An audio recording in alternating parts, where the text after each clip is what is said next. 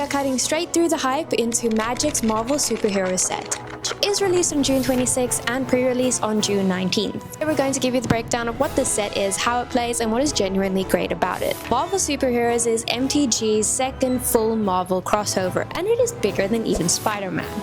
We're talking a 384 card standard legal expansion. Avengers, Fantastic Four, Thanos, Doctor Doom, Loki. We get the whole comic book.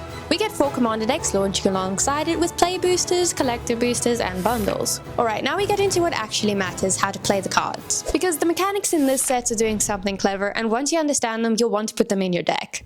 So there are 3 new mechanics, the first one being Power Up.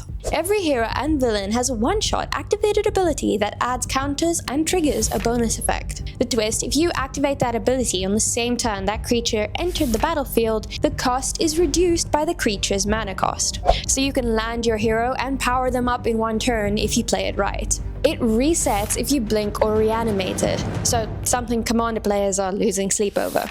Next up, we have Teamwork. Teamwork appears on spells.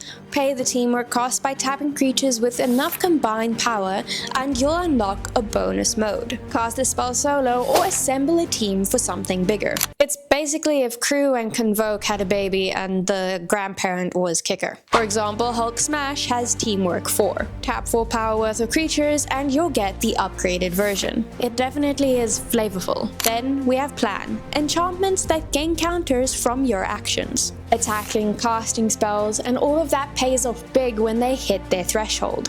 It's basically mission objectives on the battlefield. And then we have Worthy, which exists on exactly 1 card in the entire set. Surprise, surprise, Thor's Hammer, which you can only equip to a legendary non-villain red or white creature.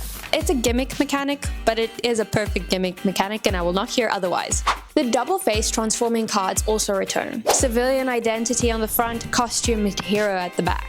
Jennifer Walters into She-Hulk, King T'Challa into Black Panther. It's some of the best card designs in the set.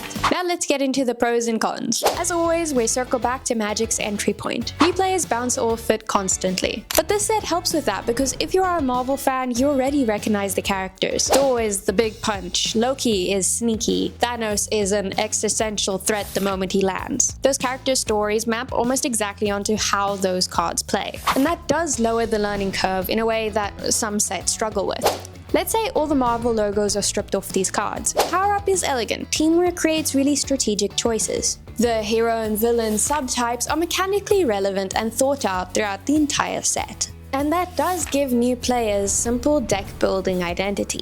You're either building Avengers or the Masters of Evil. These cards are standard legal and they have home in actual play. You can take your Thanos to Friday Night Magic. Now the cons, and I'm not putting you off this set, this is just probably something that's going to come up at your table. The Universes Beyond debate is real and it's probably going to affect your table. A significant chunk of Magic players are upset about the IP crossovers. Magic has 30 years of its own lore and some players feel like it should be more in the spotlight. Instead of seeing a pack of Iron Man, we should be seeing something about Phyrexia. If you're new, it probably doesn't matter to you at all. We don't get an Omen Paths treatment in this set, like we did with the Spider-Man. It was basically traditional Magic aesthetics for players who did not want the IP branding. Marvel Superheroes is not getting that, so if you were holding out for a version of those cards, you will be disappointed. So if you're a Marvel fan who's never played Magic, this set is one of the best entry points for you. If you are a returning or veteran player, don't worry, the mechanics are still solid and there are some pretty good cards.